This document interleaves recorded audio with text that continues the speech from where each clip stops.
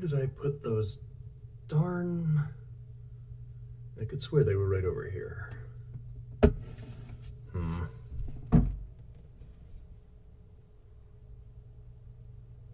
Ah, there you are.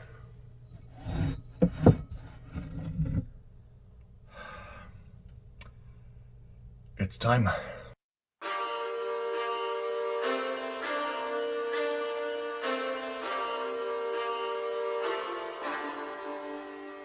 Hello, I'm Burley Mullins, and welcome back, at long last, to Method to the Madness. Now, this video is pretty long overdue, and I'm sorry, guys. It's been it's been a bit of a time. You guys have been absolutely fantastic.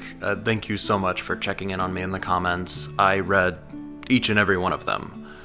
I may not have reacted or replied to all of them, but I read each and every single one of them. As you may or may not have guessed,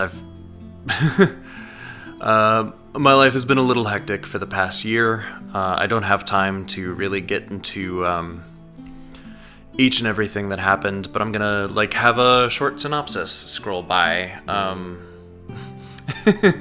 Pause if you want, but just a lot of things happened over the past year. And so I wanted to talk a little bit about the state of the channel and what I'm planning. And I still have a lot going on in my life. So I'm not going to commit to specific video release cadence, and I'm not gonna say that I'm gonna do a video a week every Saturday.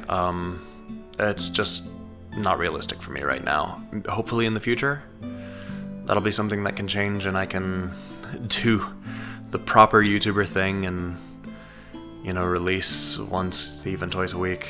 But I clearly do not have that in me right now.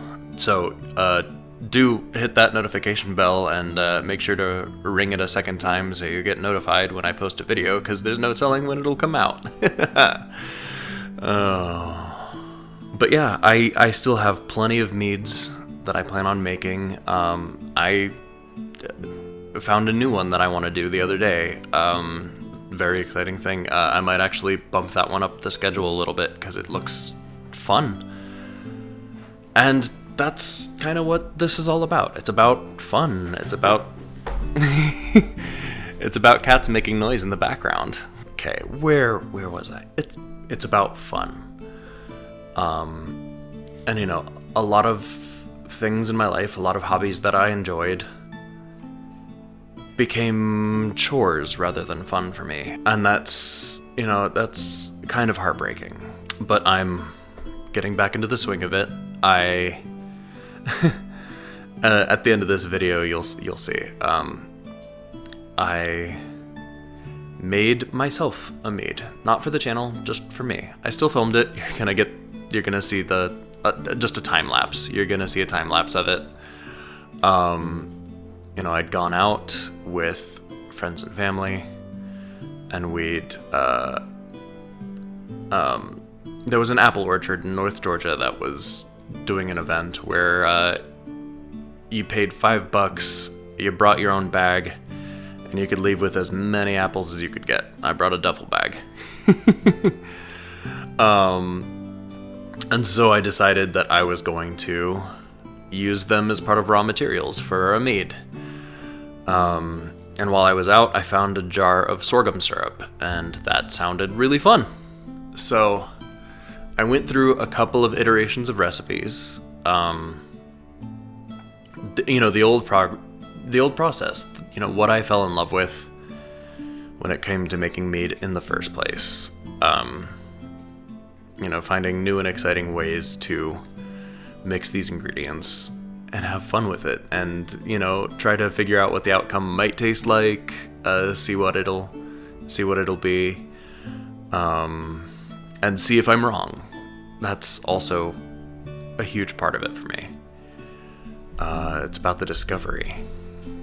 So I went through a few different iterations of a recipe. Yeah, so I went through a few recipes. I did a deep dive into sorghum syrup and, trying to figure out the sugar content, the sort of attenuation I could expect from a wine yeast, because I wanted to use a yeast that I have on hand, because this was fun. It was just something for me to put together and sort of mark a point in my life where I'm getting back into the fun of mead making.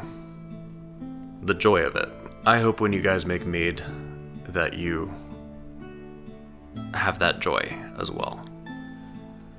It's as much about the process as it is about the end product. And for me, it's more about the process. Just about all the drinking that I do is on this channel. Drinking mead and making mead are two very different hobbies. And I really only have one of them. I love tasting mead. I love the flavor of mead. But mostly I love making it. It's an absolute joy. And for a while there, it didn't feel like it. And I'm glad that I'm back to where it is a joy. Now on to a little bit about the recipe that I did. I'm gonna probably do some voiceover over the actual time-lapse. It's only a couple minutes long. Just as a heads up, the time-lapse is only a couple minutes long. I didn't bother reading the starting gravity. I have no idea how strong this is going to turn out. I don't know what the specific gravity of sorghum is, because the process of making sorghum syrup is so variable. There's no real way to tell what it's going to be. I treated it like honey, so we'll see how that goes. I did it a little bit more 50-50, leaning towards honey and sorghum syrup. And I used a clover honey because sorghum and the apples are supposed to be the heroes here for me. And there is a beautiful funk to sorghum syrup.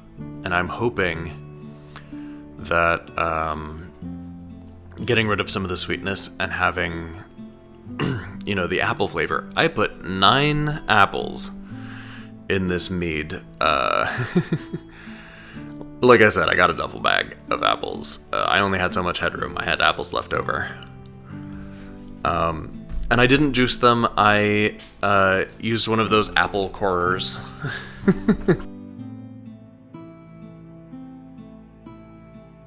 I think it was like 1.335 pounds of sorghum syrup. By the way, if you're a mead maker and you do not have a kitchen scale, you need to change that.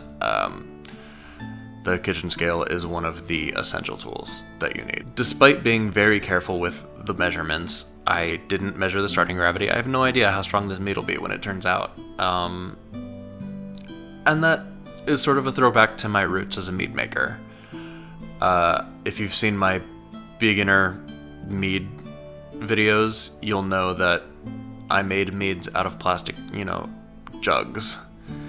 And I used baker's yeast. I didn't measure any sort of gravity. I just winged it. There goes my light. Looks like I've been played off the stage at the Apollo. Been played off the stage for going too long with an acceptance speech. You guys are the best. Thank you so much.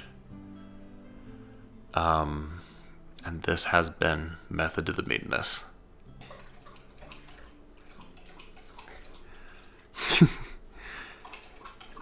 Yeah, y'all should be pretty familiar with Thor interrupting my videos. I don't know, it's been a year. Are you still familiar with Thor interrupting my videos?